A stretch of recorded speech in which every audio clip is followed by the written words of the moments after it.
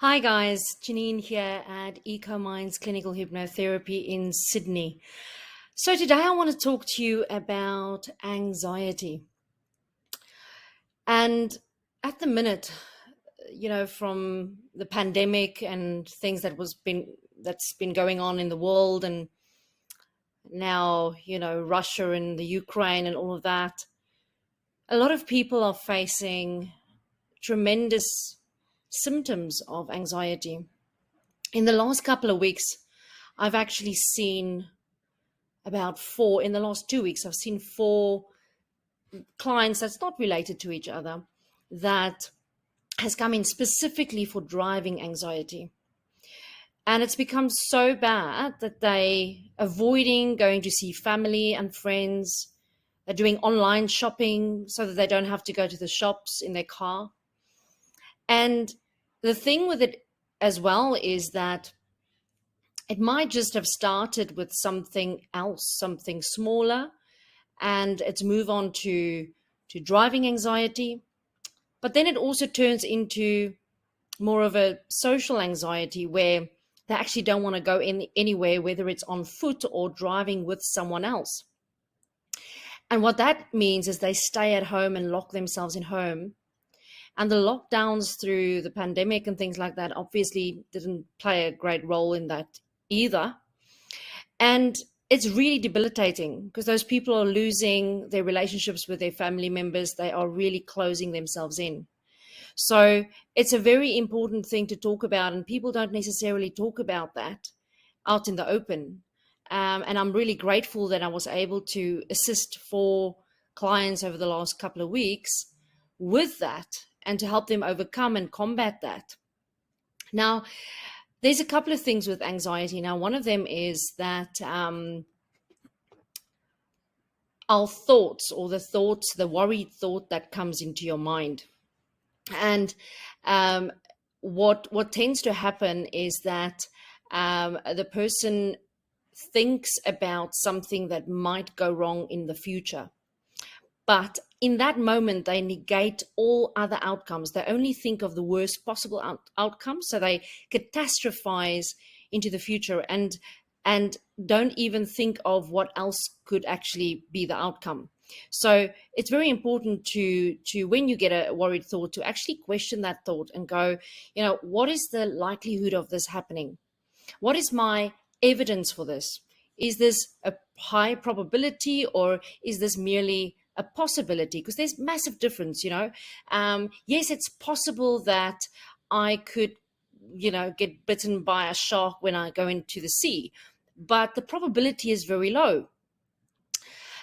So it's important to do that. And also not all thoughts are actually useful or valid for that matter.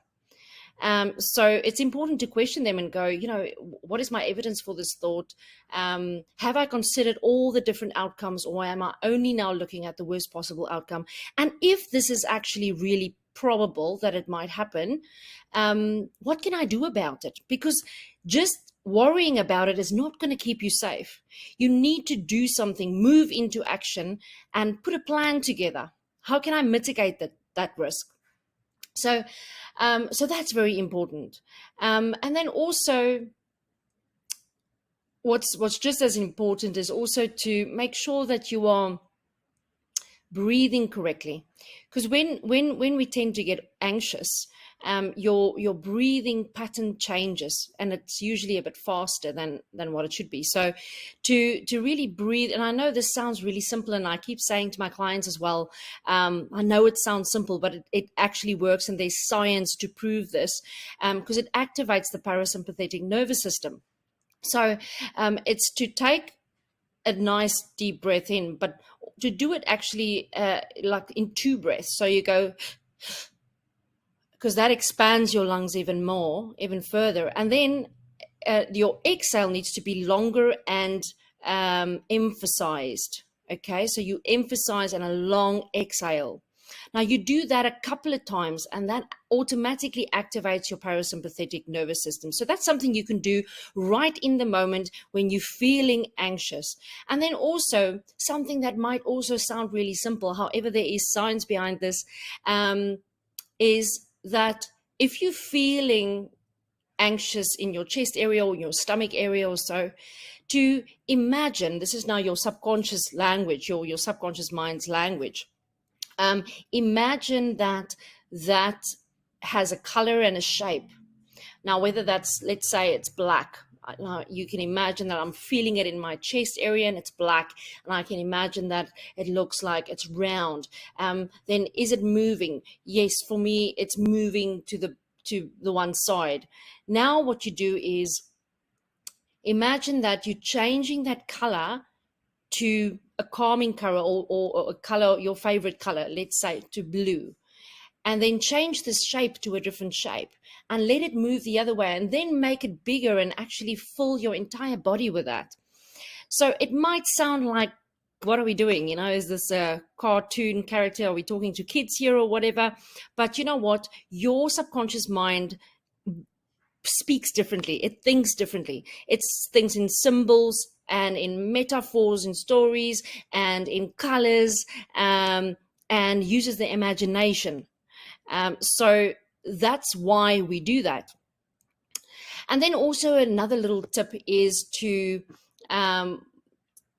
if you're hearing this worried thought in your mind, for example, to imagine that that thought is on the other side of a thick pane of glass, or perhaps in a metal box that it's closed down so it can't get to you. And if you're hearing the voice, you can change that voice to a cartoon character, or if it's in the box, it's kind of a little bit muffled, so it can't really get to you. Try these little things, and not just try, because try actually implies failure. So do them, because I know for a fact that they work. And this is some of the tips that I give my clients as well. Anyway, guys, hope you're having a good day, and I hope you found some useful tips here, and I'm looking forward to see you next time. Bye-bye.